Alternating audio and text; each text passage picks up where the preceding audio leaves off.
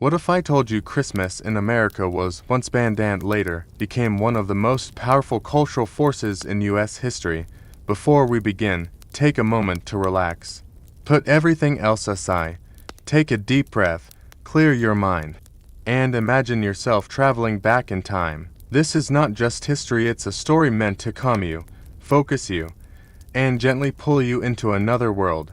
Now, listen carefully.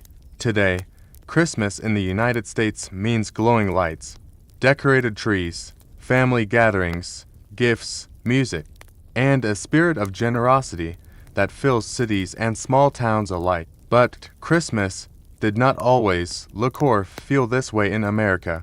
Its journey from controversy to cornerstone is a powerful story of faith, culture, and national identity.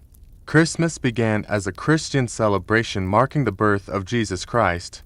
But when early European settlers arrived in America, the holiday was far from universally welcomed. In fact, in the early 1600s, Puritans who settled in New England viewed Christmas as unbiblical and overly indulgent.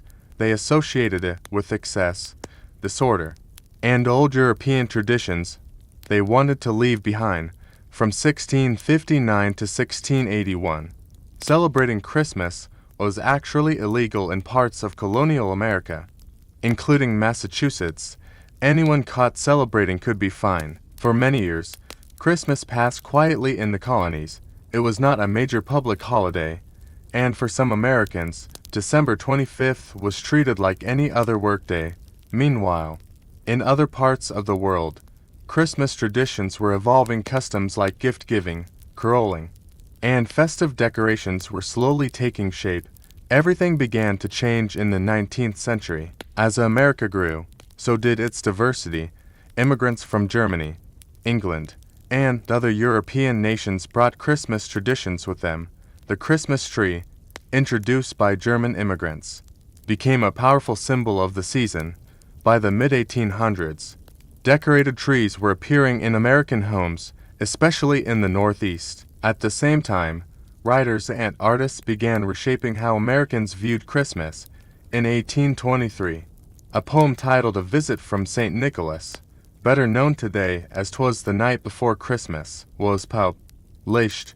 It transformed St. Nicholas into the cheerful, gift-giving figure we now know as Santa Claus. This single poem helped define Christmas imagery for generations. Then came Charles Dickens' A Christmas Carol in 1843. Although Dickens was British, his message deeply influenced American culture. The story emphasized compassion, generosity, family, and care for the poor, values that resonated strongly in a rapidly industrializing America. Christmas began shifting from a religious-only event to a family-centered holiday focused on kindness and giving. By the late 1800s, Christmas had become widely accepted across the United States. In 1870, it was officially declared a federal holiday. This marked a turning point. Christmas was no longer controversial. It was national. The 20th century took Christmas to another level. Advances in technology, radio, film, television, and later the internet spread Christmas music, movies, and traditions across the country.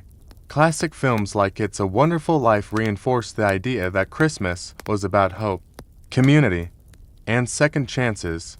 Retailers began associating Christmas with gift-giving on a massive scale, turning it into one of the most important economic seasons of the year.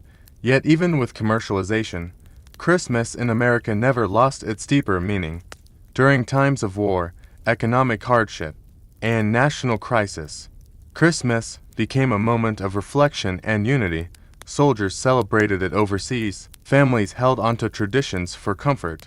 Charitable giving increased, reminding Americans of shared humanity. Today, Christmas in the United States is celebrated by people of many faiths and backgrounds.